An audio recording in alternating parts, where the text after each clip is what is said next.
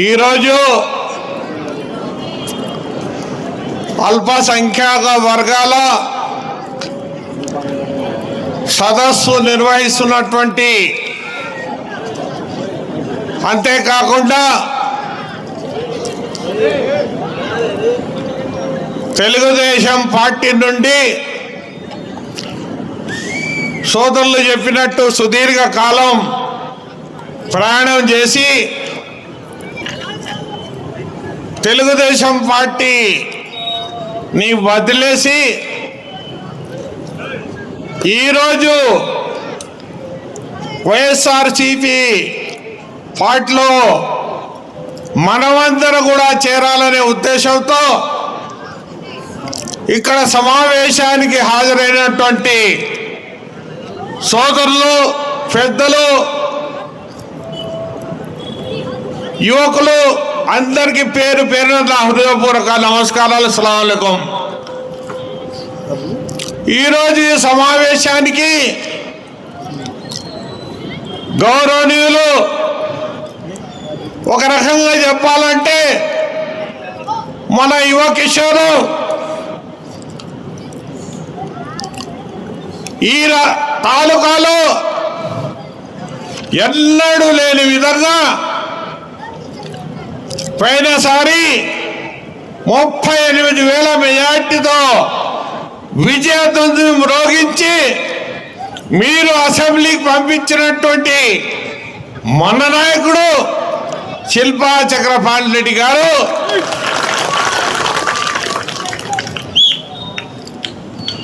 Sinner Mohammed గారు, రషీద్ గారు, సైద్ మీర్ గారు, అంజద్ గారు, మరీ ముఖ్యంగా మన పరిశీలకులు హిదాయతుల్లా గారు, అందరికీ వేదికను అలంకరించినటువంటి పెద్దలకు అందరికీ నమస్కారం. అస్సలాము అలైకుం. ఈరోజు ఎన్నికలు వచ్చాయి. ఎన్నికలు ఎప్పుడు? వచ్చే నెల 13వ తేదీ. ఎన్నో రోజులు లేవు. ఇంకా ఇవాళ 19 అయితే ఇది ఒక 11, అవతల ఒక 11, 22 రోజులు మాత్రమే మన ప్రచారానికి అవకాశం ఉంటుంది. నేను చెప్పేది ఒకటే, ఈరోజు మళ్ళా దొంగలు వచ్చారు, దోపిడీ చేయడానికి వచ్చారు. మళ్ళీ మీ ఓట్లు మాయ మాటలు చెప్పి మోసం చేయడానికి కూడా మరి వచ్చినటువంటి వ్యక్తి అవతల చూస్తే నిరాడంబరుడు, నిజాయితీపరుడు, నిస్వార్థపరుడు, ప్రజాసేవనే నా జీవితంలో ఒక భాగం అని చెప్పి అంకిత భావంతో పనిచేసినటువంటి మగసిరి, దమ్ము, ధైర్యం, రోషం, పౌరుషం ఉన్నటువంటి ఏకైక నాయకుడు మన శిల్పా చక్రపాణి రెడ్డి గారు. నిన్న ఓసారి మనం పరిశీలించాలి. నిన్న నామినేషన్ వేశారు మన ఎమ్మెల్యే గారు. నిరాడంబరం, ఆరుబాటలు లేకుండా ముందుకు సాగి పాత్రకు అభివాదం చేసుకుంటూ మరి నామినేషన్ వేయడం జరిగింది. ఎవరికి పల్లెత్తి మాట అనలేదు. అవతల బుడ్డ రాజశేఖర రెడ్డి చూస్తే చక్రపాణి రెడ్డి దొంగ అంట, దోపిడీ చేశాడంట, గాలిలో వచ్చాడంట, గాలిలో పోతాడంట.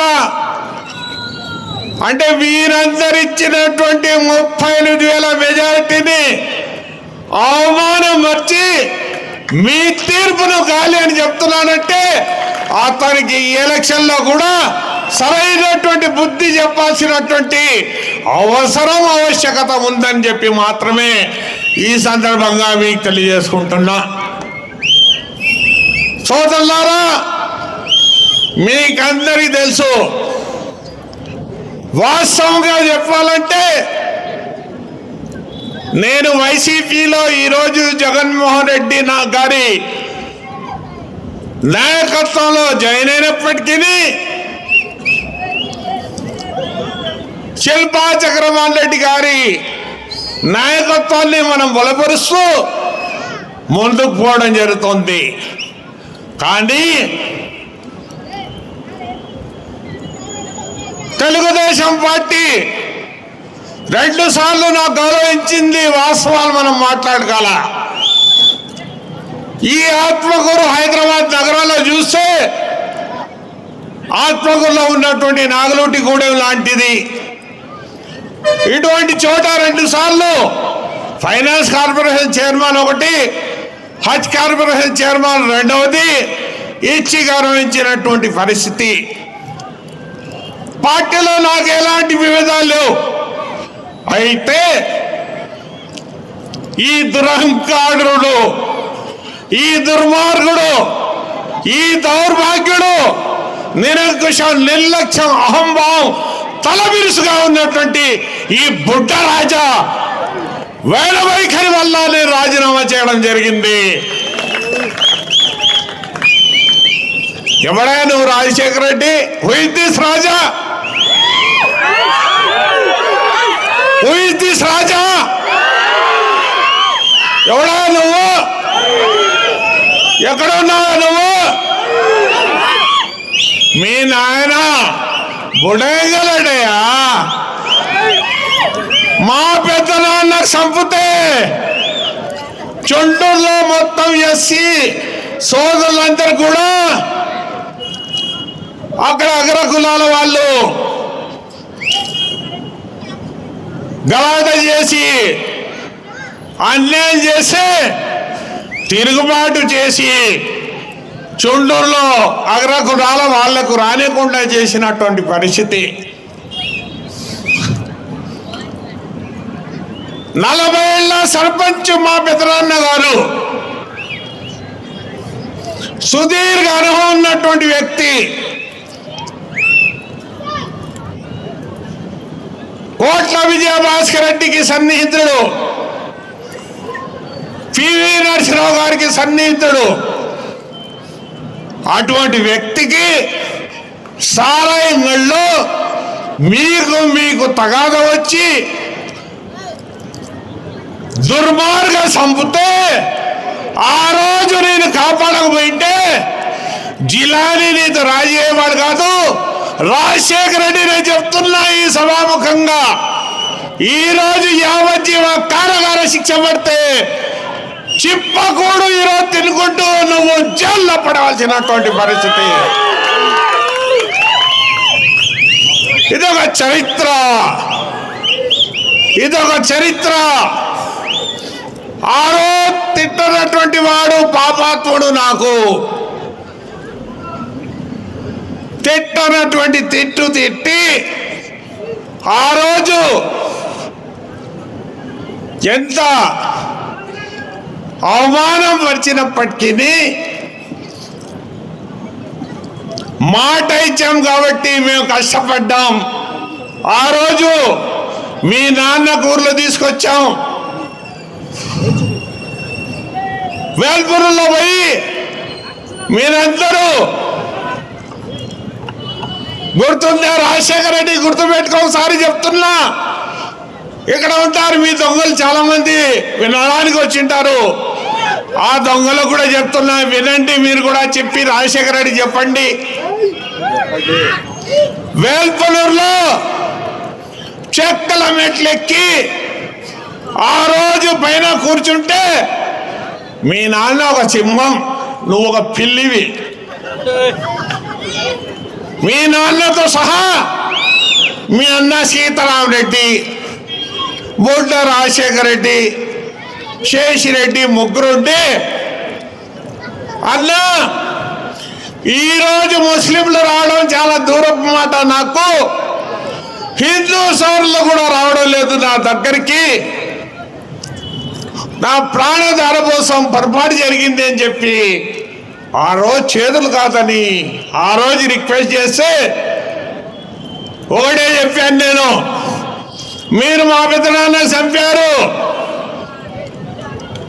ఈరోజు నాకు హామీ ఇవ్వాలి, ఇక నుంచి ఏ ముస్లిం హిందూ సోదరులకు కానీ ఒక రక్తం చుక్క కూడా నీటి మీద భూమి మీద పడితే సహించే ప్రసక్తే లేదు. ఆ విధంగా మీరు రాజకీయాలు చేస్తారంటే నేను సపోర్ట్ చేస్తా, ఎంతైనా కష్టపడతా అని చెప్పడం జరిగింది. ఆ రోజు ఊర్లో వచ్చినప్పటి నుంచి ఇక్కడ కోట్ల విజయభాస్కర్ రెడ్డి సపోర్టు వాళ్లకు, ఎవరికి జిలాని గారికి, పివి నరసింహరావు గారు సపోర్టు, వీళ్ళంతా నంద్యాలకు పోతే ఆయన పాటలో తీసేసే వెంకరెడ్డికి మీ ఇష్టం వచ్చినట్టు చేసుకోండి అంటే అన్నా ఏం చేయాలని చెప్పి వెంకరెడ్డి గారు అంటే, అన్నా వాళ్ళకు బలం ఉండొచ్చు, బలగం ఉండొచ్చు, నా దగ్గర నీతి నిజాయితీ ఉంది, నిబద్ధత ఉంది, మనోధైర్యం ఉంది, నాలో ద్వేషం లేదు, నిన్ను కాపాడుకుంటా అని చెప్పి నేను కాపాడుకున్నటువంటి పరిస్థితి ఆ రోజు. ఆడన పోయా నువ్వు రాజశేఖర రెడ్డి, ఆడన బాబు విన్న వాళ్ళు చెప్పండి. బుడ్డ రాజశేఖర రెడ్డి గారికి అంటే కూడా కష్టమే, బాగాలేదు అది.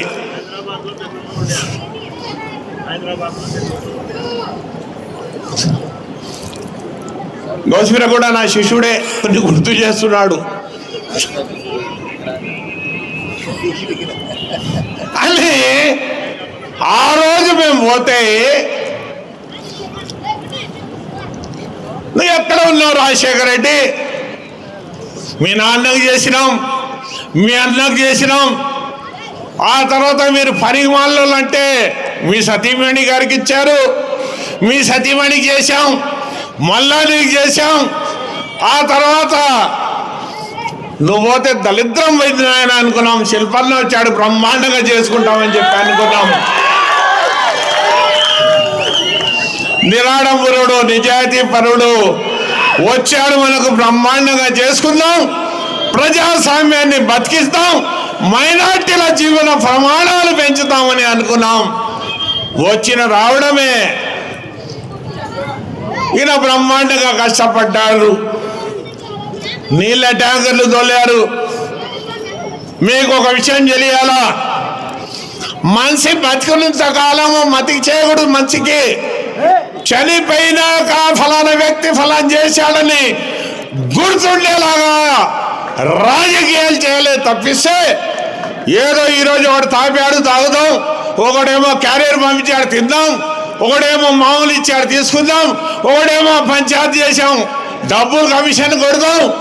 ఇది ఎమ్మెల్యేనో ఇన్ఛార్జినో చేయాల్సినటువంటి పని కాదు.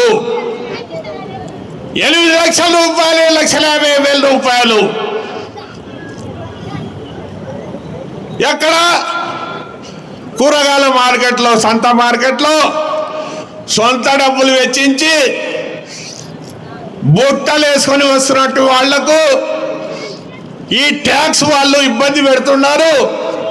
ఖచ్చితంగా వాళ్ళు ఫ్రీగా అమ్ముకొని పోవాలని చెప్పి 7,50,000 సొంత డబ్బులు నిధులు ఇచ్చి ఆ రోజు అందరి మీద పన్ను తీసేసినటువంటి మహానీయుడు, మహానుభావుడు మన శిల్పా చక్రపాణి రెడ్డి అన్న గారు అని చెప్పి సభాముఖంగా మీకు తెలియజేసుకుంటున్నా.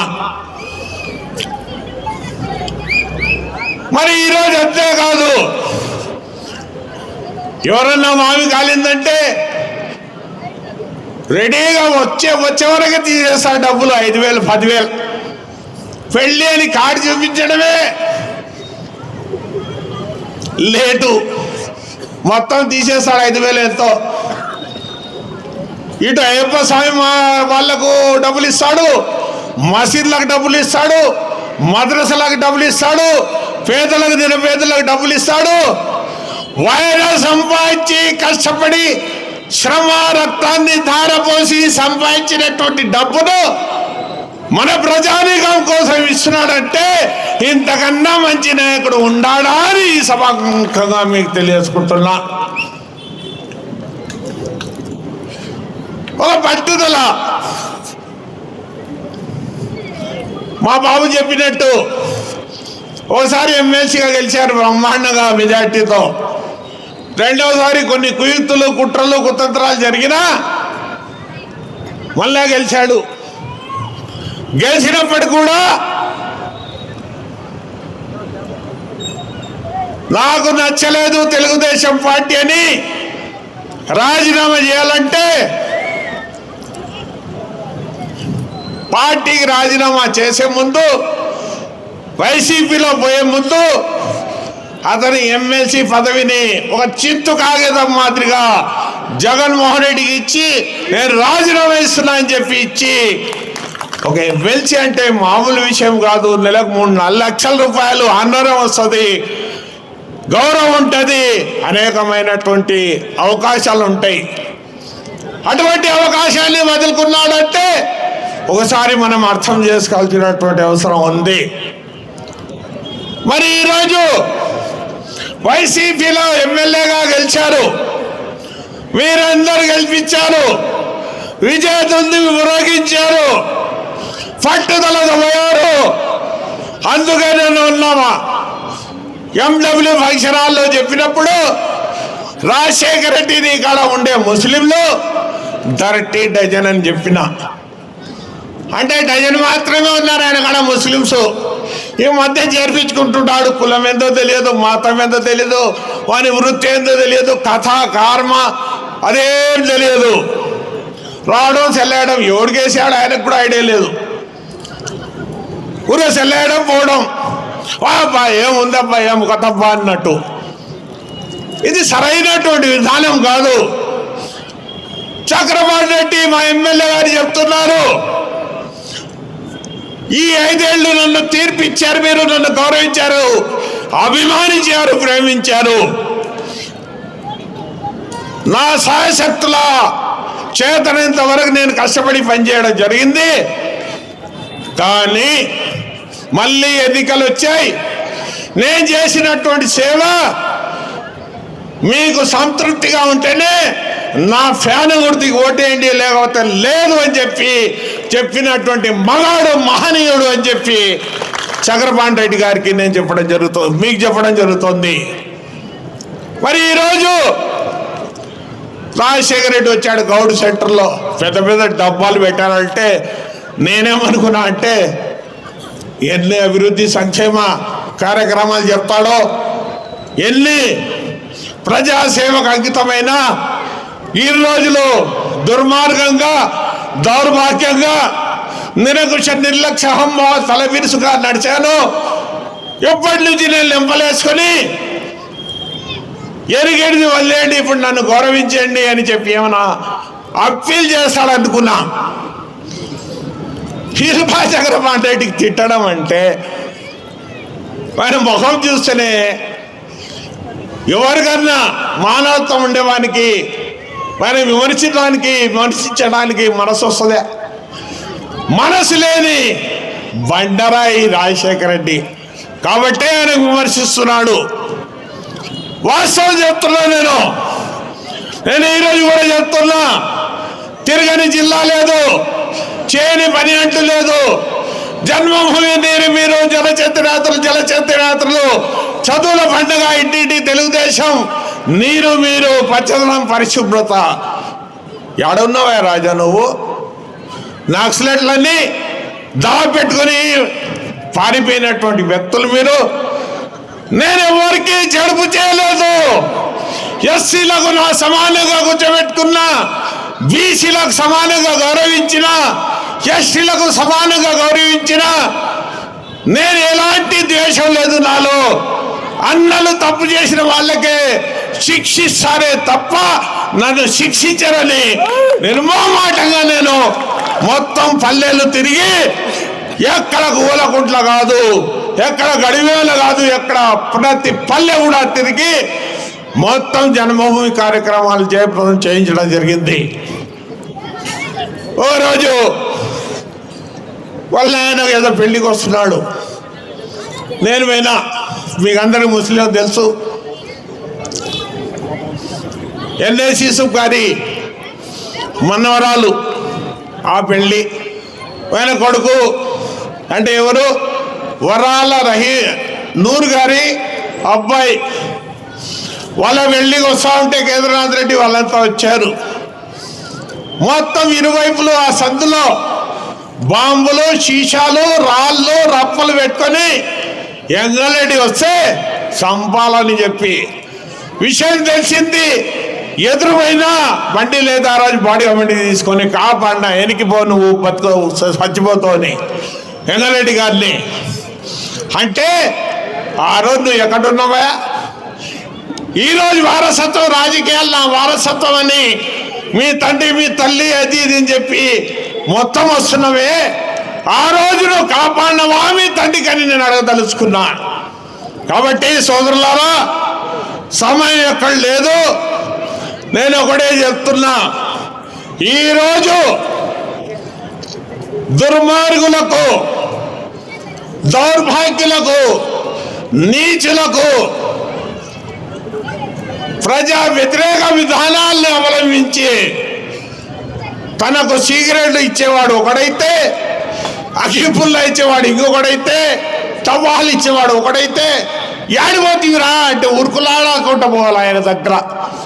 ఇటువంటి నిరంకుశ విధానాన్ని అవలంబిస్తున్నటువంటి వ్యక్తి మీ దగ్గర వచ్చి నన్ను నోట్లేయండి, నన్ను పాలిస్తా, నేను చక్కగా పాలిస్తా అని చెప్తున్నాడంటే అది చాలా ద్రోహం, మనకు ద్రోహంలో పడినట్టు. ఈరోజు ఒకటే చెప్తున్నా, నిరాడంబరుడు, నిజాయితీపరుడు, నిస్వార్థపరుడు, ప్రజాసేవకుడు, రోషం పౌరుషం ఉన్న వ్యక్తి, బలం ఉన్నటువంటి వ్యక్తి ధనవంతుడు కాదు, గుణవంతుడు. ధనవంతుడు కాదు, గుణవంతుడు. మరి ఇటువంటి వ్యక్తికి రేపు రాబోయే రోజుల్లో 13వ తేదీన ముస్లిం అనే ప్రతి వ్యక్తి నేను ఉత్తరపూర్వకంగా మీకు పిలిపిస్తున్నా. మీరందరూ కూడా తండోపతండాలుగా వచ్చి ఫ్యాన్ గుర్తుకు ఓటేసి చిత్తుగా సైకిల్కి ఇక్కడ ఓడించి బుడ్డ రాజశేఖర రెడ్డి దుర్మార్గుడికి